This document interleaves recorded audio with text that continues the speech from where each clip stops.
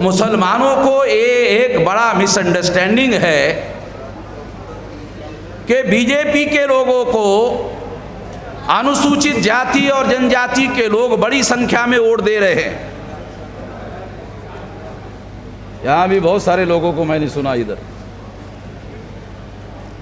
मैं अगर उनको सवाल पूछूं कि आपके पास कोई तथ्यगत आंकड़े हैं, आपके पास बीजेपी को हमारे लोगों ने वोट देकर चुनाव जीत कर लाया, कोई है, फैक्ट है, कोई आंकड़े हैं? मैं आपको बताता हूं, मेरे पास है, मैं आपको बताता हूं।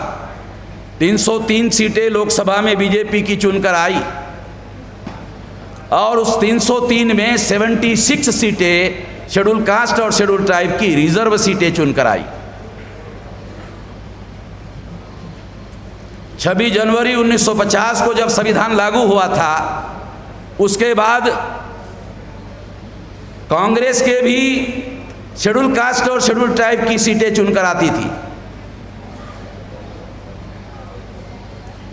मैं आपको हिस्टोरिकल फैक्ट के आधार पर बता रहा हूं। 26 जनवरी 1950 को जब संविधान लागू हुआ, 1952 को प्रथम लोकसभा का चुनाव हुआ, उस समय भी सबसे ज्यादा सीटें कांग्रेस की शेड्यूल कास्ट शेड्यूल ट्राइब की चुनकर आई।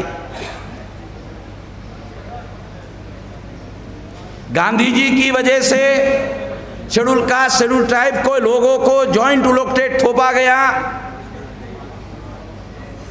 और इस जॉइंट इलेक्टेड की वजह से शेड्यूल कास्ट की संख्या 15% और 7.5% आदिवासियों की संख्या। मान लो कि शेड्यूल कास्ट की रिजर्व सीट है, वो 100% 15% वोट अगर किसी सीट को दे देते हैं तो भी वो रिजर्व सीट वाला आदमी चुनकर नहीं आ सकता। कितने लोगों को ये पता है?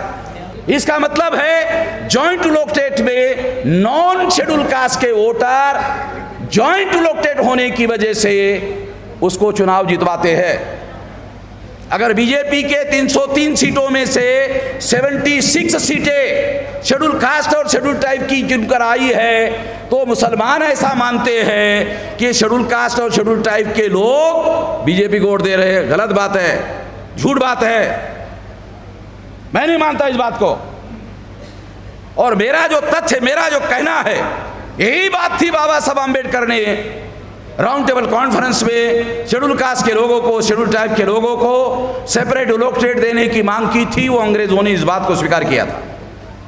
गांधी जी ने जबरदस्ती करके, उपवास करके हमारे लोगों पर, बाबा साहब आम्बेडकर पर, हमारे लोगों पर जॉइंट इलेक्टेड थोपा। ये थोपने की वजह से कांग्रेस की ज्यादा सीटें SC ST की चुनकर आती है। और SC ST के साथ साथ जब बीजेपी सरकार में आती है तो बीजेपी की भी आती है। क्या ये कहा जाए कि कुछ साल तक गांधी जी ने कांग्रेस की मदद की और अभी गांधी जी जॉइंट इलेक्टेड उनका था, तो वो जॉइंट इलेक्टेड के तहत आज गांधी जी की वजह से बीजेपी की सीटें ज्यादा चुनकर आ रही है? क्योंकि सिस्टम है 330 और 332। पढ़ लेना आर्टिकल संविधान का। बाबा साहब आम्बेडकर ने ही संविधान लिखा है। बाबा साहब आम्बेडकर ने ही संविधान लिखा। बाबा साहब आम्बेडकर ने संविधान सुपुर्द किया संविधान सभा को और कहा कि सारी बातों से संविधान के मैं सहमत नहीं हूं। कितने लोगों को पता है? मालूम होना चाहिए नहीं? ये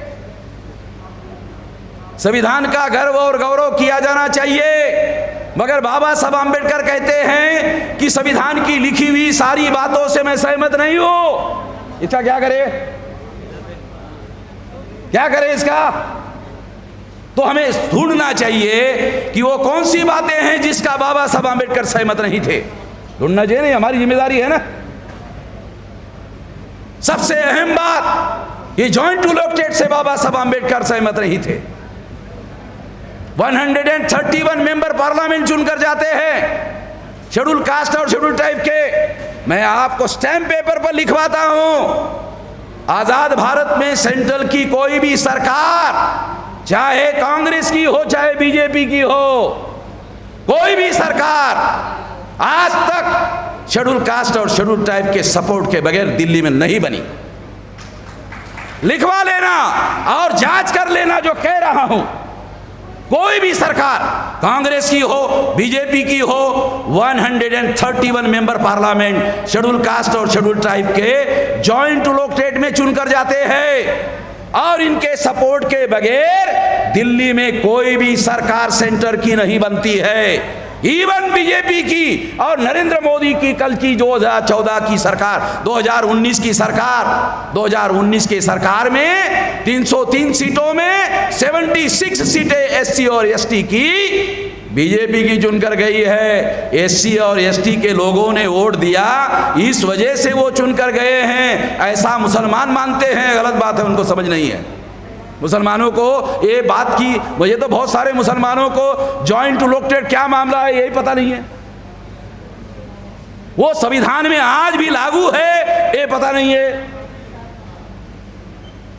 बहुत सारे मुसलमानों को पता नहीं है। बहुत सारे अभी हमारे सांसद जी, हमारे मित्र जो है, वो भी ऐसे कह रहे हैं कि शेड्यूल कास्ट के लोगों को मुसलमानों के ऊपर बुलडोजर चलाए जा रहे हैं, इसलिए खुश होकर बीजेपी को वोट नहीं देना चाहिए। तो उनका मैं कहना है कि देते, हमारे लोग दे रहे, ऐसा उनका लॉजिक है। मगर मेरा ऐसा मानना है कि जॉइंट इलेक्टोरेट में, जॉइंट इलेक्टोरेट की वजह से बीजेपी के लोग चुनकर जा रहे हैं। वो शेड्यूल कास्ट के 15% से नहीं जा रहे हैं, 7.5 आदिवासी के परसेंटेज से नहीं जा रहे हैं। वो 52% ओबीसी के लोग जो ना, गर्व से कहो हिंदू है, गर्व से कहो हिंदू है, गर्व से कहो हिंदू है। ये पागलपन किसके अंदर है आप लोगों को तो पता है ना। ये ज्यादा पागलपन कहां पर है। इसलिए आप लोगों को बता रहा हूं, ये मिसअंडरस्टैंडिंग अगर रहेगा, मान लो मिसअंडरस्टैंडिंग रहेगा मुसलमानों में, तो फिर schedule caste, schedule tribe, backward class और मुसलमानों का एकता और गठबंधन कैसे होगा अगर ये मिसअंडरस्टैंडिंग रहेगा। तो ये मिसअंडरस्टैंडिंग रहने से इत्तेहाद कायम नहीं हो सकता, एकता कायम नहीं हो सकती, और इससे हमारा तमाम मजलूमों का नुकसान होता है। इस तरह की धारणाओं की वजह से, इस तरह के विचार की वजह से मैं मुसलमानों को यह अनुरोध करता हूं कि वो सेपरेट इलेक्टोरेट का अध्ययन करे, वो जॉइंट इलेक्टोरेट का अध्ययन करे। 1907 में लखनऊ पैक्ट में मुसलमानों को सेपरेट इलेक्टोरेट मांगा गया और मुसलमानों को सेपरेट इलेक्टोरेट दिया गया। सेपरेट इलेक्टोरेट की वजह से मुसलमानों की लीडरशिप तैयार हुई। वो सेपरेट इलेक्टोरेट हमारे लोगों पर लागू नहीं होने दिया गया गांधी जी के द्वारा। और मेरे पास एक डॉक्यूमेंट्री एविडेंस है कि सेपरेट इलेक्टोरेट से चुनकर जाने वाले लोगों को गांधी जी गुंडे कहते थे। सेपरेट इलेक्टोरेट से चुनकर जाने वाले लोगों को गांधी जी गुंडे कहते थे। हमारे इलेक्टेड रिप्रेजेंटेटिव को गांधी जी गुंडे कहते थे, हमारे एमपी को गुंडे कहते थे। ये उनका सीक्रेट डायलॉग सरदार पटेल और गांधी जी के बीच में जो सीक्रेट डायलॉग एरोड़ा जेल में हुआ, वो डायरी मेरे पास है जो महादेव भाई देसाई ने लिखी। जो सीक्रेट डायलॉग गांधी जी और सरदार पटेल के बीच में हुआ, वो सीक्रेट डायलॉग जिस डायरी में लिखा हुआ है, वो डायरी मेरे पास में है। मैं इसलिए आप लोगों को बता रहा हूं कि गांधी जी शेड्यूल कास्ट के और शेड्यूल ट्राइब के जो सेपरेट इलेक्टोरेट पर चुनकर जाने वाले लोग जो है, अगर ये जाएंगे तो मुसलमान गुंडे और शेड्यूल कास्ट के गुंडे और शेड्यूल ट्राइब के गुंडे ये संविधान, ये पार्लियामेंट में इकट्ठा हो जाएंगे और सरदार तुम्हारी सरकार चलने नहीं देंगे। ये सीक्रेट डायलॉग गांधी जी और सरदार पटेल के बीच में हुआ और महादेव भाई देसाई ने एक डायरी में लिख कर रखा। वो डायरी मेरे पास है। मैं इसलिए आप लोगों को बता रहा हूं कि हमारे जो लोग हैं, एक समस्या हमारी है, नेशनल लेवल की समस्या है कि हम लोग इकट्ठा नहीं आते हैं, मगर जॉइंट इलेक्टोरेट हमें इकट्ठा आने देता है। जॉइंट इलेक्टोरेट से जिसे बाबा साहब अम्बेडकर ने what Gandhi and Congress have done to untouchable, Gandhi and emancipation of untouchable states and minority, ये 3 डॉक्यूमेंट्री एविडेंस में इन लोगों को, जॉइंट इलेक्टोरेट में चुनकर जाने वाले लोगों को दलाल और भड़ुआ कहा। ये मैंने नहीं कहा, किसने कहा? बाबा साहब अंबेडकर ने कहा कि ये जॉइंट टू लोकटेट से चुनकर जाने वाले लोग दलाल और भड़ुए हैं। क्या हमारे पढ़े लिखे लोग इनको दलाल और भड़ुआ मानते हैं जो बाबा साहब मानते हैं? अगर बाबा साहब अंबेडकर उनको दलाल और भड़ुआ मानते हैं और हम पढ़े लिखे लोग उनको प्रतिनिधि मानते हैं, तो फिर तो हमारा सत्यानाश होना तय है। क्योंकि हम अपने इंडिपेंडेंट कैंडिडेट चुनकर लाने की कभी कोशिश नहीं करेंगे। हम दलालों को ही अपना नेता मानेंगे, हम दलालों को ही अपना प्रतिनिधि मानेंगे, तो फिर हमारा आंदोलन कैसे खड़ा होगा? हमारा स्वाभिमानी, स्वावलंबी, आत्मनिर्भर आंदोलन कैसे खड़ा होगा? नहीं खड़ा हो सकता।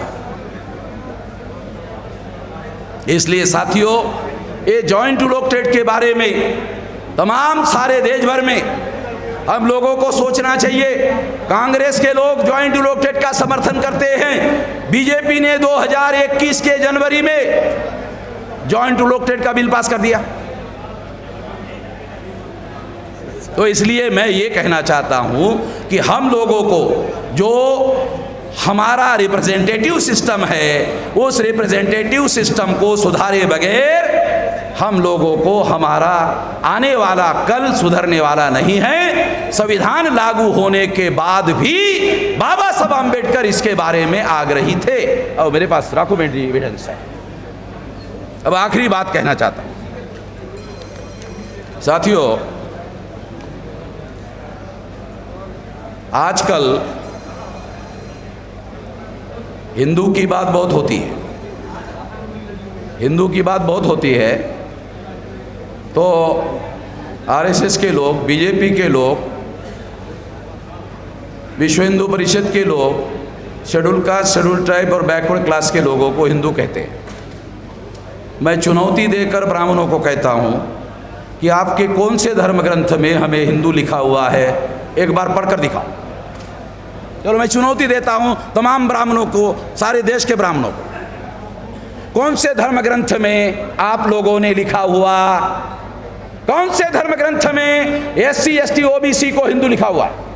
चलो बताओ। चुनौती देता हूं मैं लोगों को, दिखाओ कहां हिंदू लिखा हुआ है। आप लोगों की व्यवस्था में, वर्ण व्यवस्था में हम हिंदू नहीं हैं, जाति व्यवस्था में हम हिंदू नहीं हैं, अस्पृश्यता में हम हिंदू नहीं है, शूद्रत्व जो पिछड़े वर्ग पर थोपा गया है वहाँ हिंदू नहीं है, महिलाओं को दास बनाया गया, चाहे ब्राह्मणों की माँ हो उसको भी जनेऊ धारण करने का अधिकार नहीं है। अरे हमारे एससी एसटी ओबीसी को जनेऊ धारण करने का अधिकार नहीं है, ठीक है, तुम्हारी माँ को भी नहीं है, तुम्हारी बहन बेटी को भी नहीं है, तुम्हारे बहू को भी नहीं है। तो तुम्हारी व्यवस्था में जो महिलाएं हैं वो भी दास है। फिर जो नॉमिडिक टाइप के लोग हैं उनको आप लोगों ने बहिष्कृत किया हुआ है, जंगलों में रहने के लिए बहिष्कृत किया हुआ है। और जो आदिवासी है उन लोगों को आपने इस व्यवस्था में सेग्रीगेट किया हुआ है। ये सारी बातें तुम्हारी व्यवस्था में हैं, वहां कहीं पर भी हिंदू नहीं है, कहीं पर भी आपके द्वारा लिखा गया कहीं पर भी हिंदू नहीं है। और जब schedule caste, schedule tribe, OBC का आदमी जब अपने को हिंदू कहता है तो आरक्षण कैसे मिलेगा?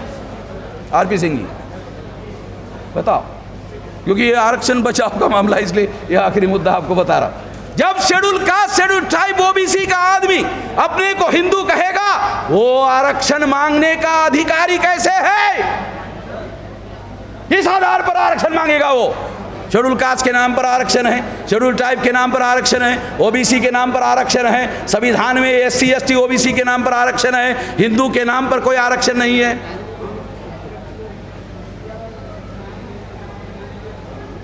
हिंदू के नाम पर कोई आरक्षण नहीं है। इसलिए जो हिंदू के नाम पर सरकार बनाकर चला रहे हैं उनकी सरकार में आरक्षण के मुद्दे पर कोई चर्चा नहीं होती। आरक्षण के मुद्दे पर बीजेपी की सरकार में चर्चा क्यों नहीं होती? क्योंकि एक साथ दो बातों की चर्चा नहीं हो सकती, या तो हिंदू की चर्चा होगी या तो आरक्षण की चर्चा होगी। जहां हिंदू की चर्चा होगी वहां आरक्षण की नहीं हो सकती, जहां आरक्षण की होगी वहां हिंदू की चर्चा नहीं हो सकती। तो सबसे पहले जो हिस्टोरिकल डॉक्यूमेंट है ब्राह्मणों के धर्मशास्त्रों का, उसके अनुसार schedule caste, schedule tribe, backward classes के लोग किसी मापदंड में हिंदू नहीं। और ये बात लोगों के अंदर प्रचार करना जरूरी है, और अब देश में जो हालात है उसी हालात में प्रचार करना जरूरी है। ये किया जाना चाहिए। अगर ये नहीं करते हैं तो जो भी SC ST OBC का आदमी हिंदू कहेगा वो आपके आंदोलन में शामिल होने के लिए नहीं आएगा, वो आपके आंदोलन में शिरकत नहीं करेगा, वो आपका सपोर्ट करने वाला नहीं है। इसलिए मैं आप लोगों को ये अनुरोध करता हूँ कि ये जो हिंदू नाम की थ्योरी है ये मूलतः ब्राह्मण धर्म SC ST OBC पर थोपने का षड्यंत्र है। हिंदू नाम का कोई धर्म नहीं है। मैंने रेल में एक ब्राह्मण को पूछा, पंडित जी हिंदू धर्म के धर्म ग्रंथों के नाम बताओ। उसने कहा वेद, श्रुति, स्मृति, पुराण, रामायण, महाभारत, गीता। आप लोगों को ये बात ठीक नहीं लग रही होगी, ठीक है। मैं ये नहीं कह रहा हूं कि मेरी बात स्वीकार कर लो, मान लो, मैं नहीं ये कह रहा हूं। मैं कह रहा हूं कि मुझे अपनी बात कहने का अधिकार है। Freedom of speech and freedom of expression, article 19 बाबा साहब अम्बेडकर के संविधान में लिखा हुआ है, और इसके तहत मैं उस अधिकार का उपयोग कर रहा हूं, और इसके तहत कह रहा हूं। मैंने पंडित जी को कहा हिंदू धर्म के धर्म ग्रंथों का नाम बताओ। उसने कहा वेद, श्रुति, स्मृति, पुराण, रामायण, महाभारत, गीता। मैंने कहा ये तो ब्राह्मण धर्म के धर्म ग्रंथ है, मैंने आपको हिंदू धर्म के पूछा। पंडित जी मैंने आपको हिंदू धर्म के धर्म ग्रंथ पूछा, आप ब्राह्मण धर्म के धर्म ग्रंथ बता रहे हो। तो पंडित जी ने जवाब दिया ब्राह्मण धर्म और हिंदू धर्म एक ही है। पंडित जी ने जवाब दिया ब्राह्मण धर्म और हिंदू धर्म एक ही है। कितने SC ST OBC के लोगों को पता है कि ब्राह्मण धर्म और हिंदू धर्म एक ही है? कितने SC ST OBC के लोगों को पता है कि ब्राह्मण धर्म और हिंदू धर्म एक ही है? पंडित कह रहा है एक ही है। और जिस दिन हमारे लोगों को मालूम हो जाएगा ब्राह्मण धर्म और हिंदू धर्म एक ही है, तो हमें इसका प्रचार हिंदू धर्म के नाम पर नहीं करना चाहिए। ब्राह्मणों को करने दिया जाए हिंदू धर्म के नाम पर, मगर हमें इसे ब्राह्मण धर्म के नाम पर प्रचार में लाया जाना चाहिए। अगर हम इसका प्रचार ब्राह्मण धर्म के नाम पर करते हैं तो ब्राह्मण नंगे हो जाएंगे, खुले हो जाएंगे, और हमारे लोग उनके झांसे में फंसने वाले नहीं है।